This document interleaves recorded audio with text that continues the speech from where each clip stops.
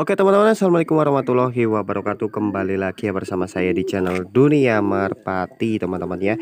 Nah, untuk pada kesempatan video kali ini saya akan coba ya untuk berbagi tips kepada teman-teman ya, untuk ciri-ciri merpati yang terbangnya pelan seperti apa ya. Nah, di sini saya akan coba jelaskan sepengalaman saya pribadi, dan di sini saya akan jelaskan beberapa poin yang menurut saya itu penting untuk disimak, terutama yang masih pemula, yang masih belajar burung merpati, terutama merpati tinggian ya.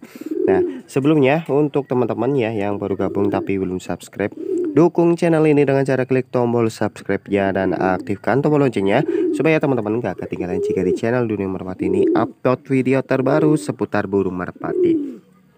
Oke, di sini itu saya sepilkan ya untuk ini indukan tinggian saya ya, indukan tinggian saya, dan ini sudah mengeluarkan sudah banyak anakan dari merpati ini, dan karakternya itu terbangnya pelan teman-teman. Nah, dengan catatan ini terbang pelan tapi super nitik ya, terbangnya super nitik.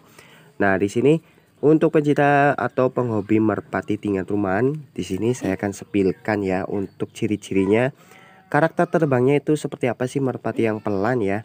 Nah, di sini kita fokuskan ada beberapa poin ya. Yang pertama pastinya itu dari larnya atau sayapnya ya teman-teman. Terus yang kedua itu dari bodinya atau badannya.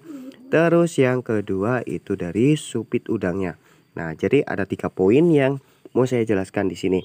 Oke, yang pertama kita bahas dulu dari larnya atau sayapnya ya.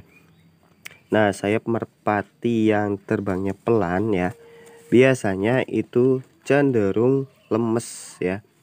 Jadi lidi bulunya cenderung lemes teman-teman ya. Nah, terus selanjutnya kalau bentuk larnya itu ada yang runcing, ada yang bulat. Kalau merpati blorsa ini kan bulat teman-teman ya. Nah, ini salah satu keunggulannya ya, yaitu bisa nitik teman-teman, pelan tapi nitik. Tapi ada juga lar merpati tinggian yang runcing ya. Nih, runcing teman-teman, runcing. Tapi kalau merpati blorsa ini bentuknya itu lebih ke bulat-bulat, lebar-lebar ya. Nah, kalau yang runcing biasanya sih terbangnya tinggi ya, tinggi, tapi sepengalaman saya itu belum bisa sampai terbang nitik ya. Memang kalau merpati terbangnya pelan emang rata-rata bisa terbang tinggi ya. Cuman yang membedakan bentuk larnya runcing atau bulat. Kalau yang bulat insya Allah itu bisa sampai nitik. Tapi kalau runcing itu belum bisa sampai full nitik, benar-benar full nitik teman-teman. Sudah bisa terbang tinggi tapi belum bisa full nitik ya, untuk yang bentuk lari yang runcing ya. Nah, sama yang blorok ini, kalau lidi-lidinya itu lemes teman-teman ya, lemes. Nah, terus selanjutnya dari ujung larnya nih ya, ujung larnya ini juga lemes teman-teman ya, teksturnya itu lemes. Nah, seperti ini cara mengeceknya. Nah, kita sentuh aja di bagian ujung larnya.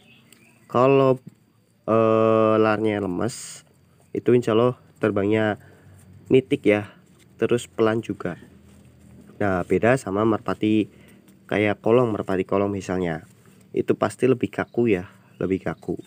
Nah, seperti yang pernah saya bahas di video sebelumnya, itu saya sudah bahas antara merpati yang terbangnya kencang sama merpati yang terbangnya pelan teman-teman ya. Di situ saya sudah bandingkan. Kalau yang kencang itu lebih kaku ujung larnya, tapi kalau yang pelan itu pasti lemes ya. Itu salah satu cara mengetahui bagaimana karakter terbang merpati tersebut dari segi larnya atau dari sayapnya ya. Nah, jadi itu penjelasannya ya. Itu yang poin yang pertama ya, dari sayapnya teman-teman. Terus yang kedua kita bahas dari bodinya atau badan merpatinya. Nah, kalau badan merpati yang merpatinya terbangnya itu pelan, biasanya cenderung lebih ke empuk, bukan kenyal ya, lebih ke empuk ya. Nah, jadi kalau dipegang seperti ini itu ngempes tapi empuk teman-teman, bukan berarti merpati tersebut itu kurus ya, itu gemuk tapi empuk teman-teman ya. Nah, dipegang itu empuk, itu insya Allah terbangnya itu tinggi ya, dan nggak terlalu kencang juga, kalau bodi merpati seperti itu ya, empuk dipegang. Itu pasti pelan terbangnya tapi tinggi teman-teman. Nah, jadi bodinya empuk. Kalau bodinya yang kenyal, ada yang tinggi cuman lebih ke gesit. Terbangnya lebih ke gesit teman-teman, nggak pelan ya. Cuman yang pelan itu biasanya empuk banget. Kempes, dipegang itu ngempes. Nah, seperti ngempes. Nah, itu untuk dari segi bodinya ya. Terus selanjutnya dari supit udang ya. Nah, supit udang juga berpengaruh teman-teman dari segi terbangnya. Nah, sepengalaman saya kalau supit udang yang keras dan celahnya kurang lebih 1 cm-an itu shootnya itu kencang juga teman-teman, meskipun terbangnya itu pelan ya. Nah, jadi pas saat turun itu kencang juga teman-teman. Tapi kalau supit udangnya itu kadang kelebaran lebih dari 1 cm itu biasanya turunnya itu agak pelan teman-teman ya. Sudah terbangnya pelan, turunnya pelan, itu kan kurang enak ya, kurang puas gitu. Tapi kalau merpati blorok ini memang terbangnya itu pelan, tapi shootnya itu ada ya, ada cc-nya. Turunnya itu ada cc-nya. Nah, jadi jangan terlalu lebar supit udangnya atau terlalu rapat. Kalau terlalu rapat, resikonya yaitu ngebuang nanti kalau pas turun itu biasanya resikonya itu ngebuang teman-teman. Nah, jadi pilih supit udang yang idealnya sih kalau saya pribadi 1 cm celahnya ya. Nah, itu terus biasanya kalau merpati yang terbangnya pelan itu kadang itu sudah silangan ya, atau crossing sama jenis merpati yang lain. Biasanya yang pelan itu seperti merpati Jawa ya, jenis merpati Jawa itu terbangnya pelan tapi bisa tinggi teman-teman. Nah, terus disilangan dengan merpati biasa ya. Nah, itu juga keluarnya biasanya terbangnya pelan-pelan. Nah, salah satu cirinya seperti yang saya tadi jelaskan dari larnya ya, itu pasti lemes-lemes teman-teman ya, lemas. Terus dari bentuk larnya kadang ada yang bulat, ada yang runcing-runcing ya. Nah, terus selanjutnya itu dari body ya, yang kedua tadi, yang kedua body, terus supit udang. Nah, jadi menurut saya ada 3 poin yang penting ya, yang perlu teman-teman perhatikan dari segi lar, terus dari body sama supit udang. Nah, teman-teman pelajari itu aja, insya Allah nanti seiring teman-teman belajar terus menerus, insya Allah nanti juga paham ya.